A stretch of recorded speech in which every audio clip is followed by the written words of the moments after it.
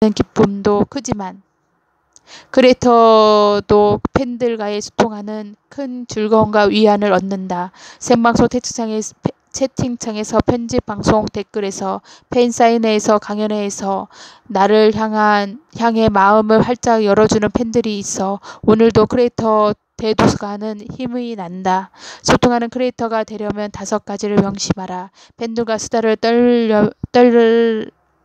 떨려면 하루 1시간이 아니라 24시간도 자신 있는 내가 시청자와 소통하는 비결을 공개한다. 일부러 계산하고 한 행동은 아니지만 돌아보면 시청자의 소통을 위해 이 5가지를 늘 염두에 두고 있었던 것 같다. 첫 번째, 크리에이터의 매너가 시청자 매너를 만든다. 아프리카 TV에서 BJ를 하던 시절부터 내 채팅방은 욕설, 비방, 음담패설, 혐오 발언이 없기로 유명했다. 당시만 해도 이렇게까지 건전한 채팅방은 흔치 않았다. 수백, 수천 명, 많게는 만 명이 모이는데도 눈살 찌푸리게 하는 댓글이 거의 없다는 사실에 다들 놀라워했다. 청정 채팅방을 유지하는 비결은 의외로 간단하다. 진행자인 나부터 자극적인 말을 멀리하면 된다. 그렇다고 내가 방송에서 아나운서 수준으로 바르고 고운 말만 쓰는 게 아니다. 때로는 유행하는 비속어도 쓰고 분위기 좋으면 19금 발언도 가끔 한다. 이런 정도도 하지 않으면 게임 방송이 아니다. 뉴스룸이 되어버리기 때문이다. 하지만 내 발언이 누군가에게 혐오감, 불쾌감, 수치심을 주지는 않을지 늘 조심하고 경계한다. 아무리 재미가 중요해도 최소한의 품위까지 저버리지 말자는 게 나의 원칙이다. 시청자와 소통을 잘하는 것과 시청자 비율을 맞추며 휘둘리는 것은 다르다. 방송을 진행하고 이끌어가는 사람은 시청자가 아니라 크리에이터다. 크리에이터가 자기 방송 성격을 확실히 규정하고 선을 지켜나가면 시청자도 따라오게 마련이다. 내가 시청자 수다를 떨면서 지치지 않는 이유 하나는 채팅창에서 부정적인 영향을 거의 받지 않기 때문이다. 아무리 강철 정신을 자랑하는 사람이라도 욕설과 음란패설, 혐오 발언이 가득한 채팅창을 보면 지속적으로 소통하기는 어렵다. 일단 크리에이터부터 달라져야 한다. 매너 있는 방송에 매너 있는 시청자가 모인다. 시청자는 가짜를 안다. 진정성 있게 대화하라. 게임 방송을 본격적으로 시작하기 전에 1시간 정도 시청자 수다를 떤다. 그날 무슨 일이 있었는지 이야기하고 시청자 질문에 대답도 하고 누군가 상담을 요청하면 함께 고민도 한다. 그러다 보면 1시간이 순식간에 지나간다. 시청자들 말로는 내가 뚱그름 잡는 소리나 교과서 같은 조언을 하지 않아 좋다고 한다. 내 시청자의 연령대는 17세에서 30세라 진로와 취업에 대한 고민이 많다. 내가 이 일을 정말 하고 싶은지 모르겠다. 전공과 잘 안 맞는 것 같다. 공부만 하라는 부모님이 싫다. 공무원 되기 싫은데 부모님이 자꾸 강요하신다. 또 대인관계에 대한 고민이 많다. 좋아하는 아이한테 어떻게 다가가야 할지 모르겠다. 사람들 대하기가 두렵다. 새로운 사람들과 잘 어울리지 못하는 자신이 너무 못나 보인다. 나도 공부 안 하고 게임만 하던 학창 시절을 보냈고 무늬만 재수생일 뿐 사실은 백수였던 때도 있었다. 나를 한심하다고 하다는 듯 바라보는 친척들 앞에서 고개도 못 들던 때가 있었고 이력서 채울 스펙이 없어 먹먹한 마음으로 자기소개서를 쓰던 시절도 있었다. 당시를 떠올리며 시청자들 고민에 충분히 공감이 간다. 부모님이 공무원 되라고 하시는 건요. 여러분이 이해하셔야 돼요. 여러분이 게임 캐릭터 키울 때를 생각해 보세요. 캐릭터에 애정이 있으면 가장 안전한 방법으로만 육성하잖아요. 물론 경험치 키운다고 모험시키는 사람도 있지만 대개는 안전한 방법을 택해요. 부모님도 마찬가지 마음일 거예요. 공무원이 되는 게 지금 사회에서는 가장 안전하고 믿을 만한 길이니까 그러시는 거죠. 그러니까 그분들이 믿을 수 있게 내가 하고 싶은 일을 정리해. 부모님께 PT로 설득하세요. 사람들 앞에서 위축되는 마음은 누구한테나 다 있는 거예요. 요즘 SNS 보면 나만 빼고 다 잘 사는 것 같잖아요. 그런 거 많이 보면 내가 세상에서 제일 못나 보여요. 나도 가끔 그러거든요. 우리는 남의 인생을 보듯이 보죠. 지루한 영화도 편집해서 보면 재미있게 보이는 것처럼 그걸 보고 위축되지 마세요. 대학 절대 그만두지 마세요. 저는 대학 안 다녔어요. 그래도 잘 살고 있지 않냐 하시겠지만 저는 대학 안 간 거 엄청 후회해요. 지금이라도 공부해서 대학 가고 싶어요. 대학은 공부만 하는 곳이 아니라 일종의 커뮤니티잖아요. 직장 커뮤니티는 거의 이익 집단이지만 대학은 아니에요. 순수한 마음으로 뭔가를 함께 도모하기 좋은 커뮤니티 대학이 마지막이에요. 나는 시청자들에게 입에 발린 충고는 하지 않는다. 걱정하지 마라. 노력하면 반드시 잘 될 것이다. 시기 마음에 와닿지 않는 말도 하지 않는다. 나보다 한참 어린 시청자도 내 마음에 없는 소리를 하면 금세 알아차린다. 진심을 담지 않으면 단 한 사람의 시청자와도 소통할 수 없다.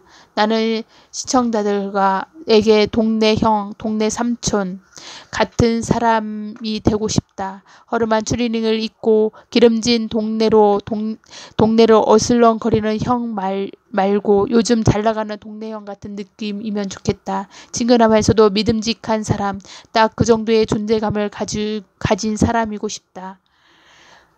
복해와 추코미 역할극을 유도하다.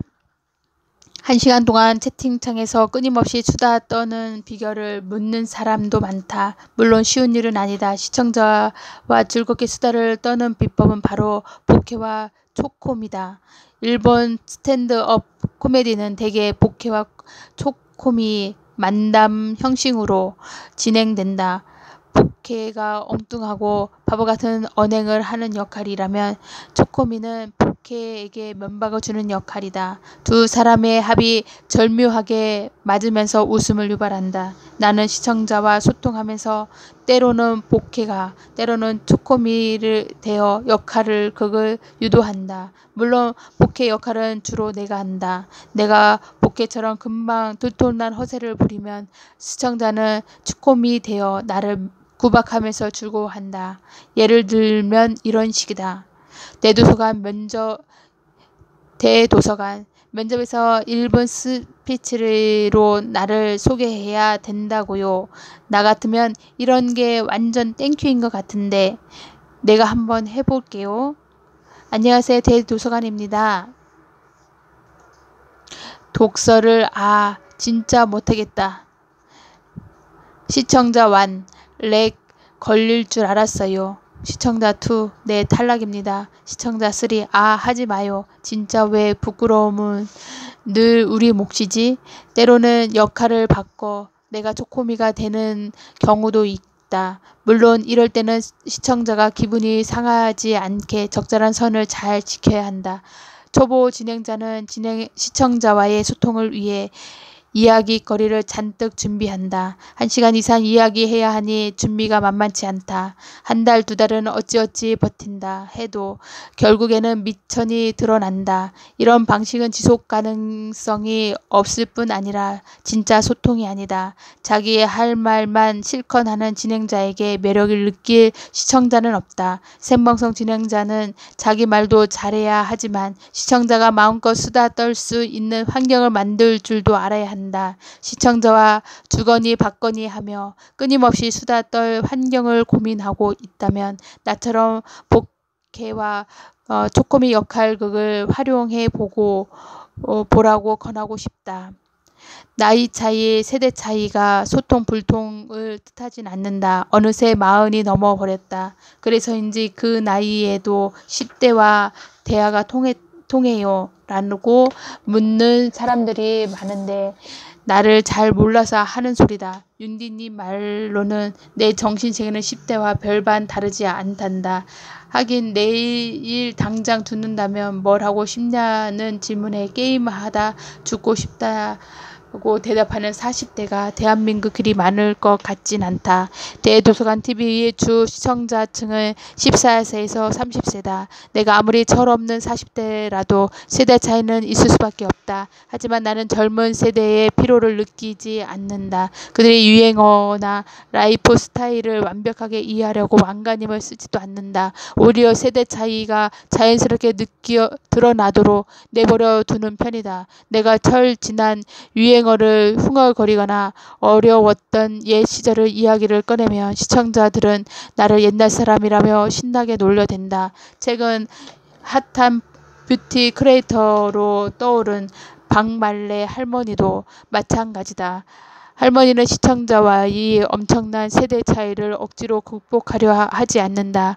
요즘 것들 메이크업, 개모임 메이크업 등의 콘텐츠는 크리에이터와 시청자 사이의 세대 차이를 오히려 강조함으로써 재미와 웃음을 유발한다. 신세대가 할머니의 콘텐츠에 빠져드는 이유는 할머니가 자기 세대의 가치를 지키면서 젊은 세대도 인정하는 열린 마음을 갖고 있기 때문이다. 나는 시청자들보다 나이가 훨씬 많지만 내가 그들보다 더 많이 안다거나 더 나은 사람이라고 생각하지는 않는다. 그들은 가르치거나 이끌어야 한다는 생각은 없다. 그러면 순간 소통불통 꼰대가 된다는 걸 잘 알고 있다. 시청자와 삼촌뻘로 내가 마치 친구 대하듯 마음을 여는 이유는 내 마음도 시청자를 향해 열려 있다는 걸 알기 때문이다. 크리에이터와 시청자의 나이 차이는 중요한 문제가 아니다. 문제는 크리에이터가 모든 세대에 얼마나 마음을 여느냐, 그럼으로써 얼마나 많은 감각을 유지하느냐에 달려있다. 그런 의미에서 나는 1인 미디어의 송해로 불릴 때까지 오래오래 이 일을 할 작정이다. 팬들과 함께 늙어가는 크리에이터가 되는 게 내 꿈이니까. 시청자가 언제나 옳은 것은 아니다. 사실 시청자의 소통이 늘 즐거운 것만은 아니다. 내 채팅방은 욕설과 혐오 발언은 적은 이른바 청정구역이지만 가끔 은근히 신경을 거스르게 하는 악성 댓글이 달리기도 한다. 나는 다른 사람들 평가에 쉽게 휘둘리거나 나쁜 일을 오래 곱씹는 성격이 아니라서 악성 댓글에 크게 타격을 받지 않는다. 하지만 나처럼 성격이 단순하지 않은 크리에이터는 시청자와 소통하려다 오히려 상처를 받기도 한다. 자기도 모르게 세상 모든 사람들은 나를 미워해.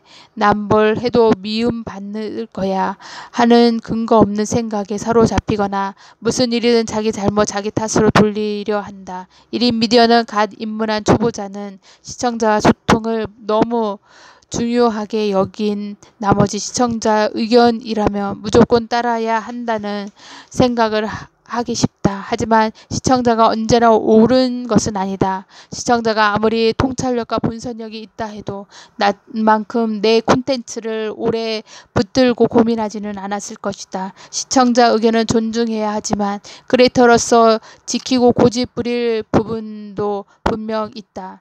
채널 정체성, 메인 기획, 타깃 연령, 전하고자 하는 메시지 등 흔들리지 말아야 한다. 시청자와 소통하는 것과 시청자에게 휘둘리는 것은 엄연히 다르다. 시청자 의견은 열린 마음으로 수용하되 그것을 나를 위한 조언이지 상처 주기 위한 비방인지를 잘 구별해야 한다. 일단 세상 모두가 나를 좋아할 수는 없다는 점부터 인정하자. 비난 없이 사랑만 받는 사람은 없다. 내가 어떤 일을 하든 나를 비난하는 사람은 있게 마련이다. 이 사실을 인정하면 마음이 조금은 편해질 것이다. 1인 크리에이터는 일반인보다 비난받기 쉽지만 그만큼 사랑받기도 쉽다. 나를 응원하는 시청자가 더 많다는 사실을 잊지 말고 묵묵히 나아가자. 그게 악성 댓글에 대처하는 가장 좋은 방법이다.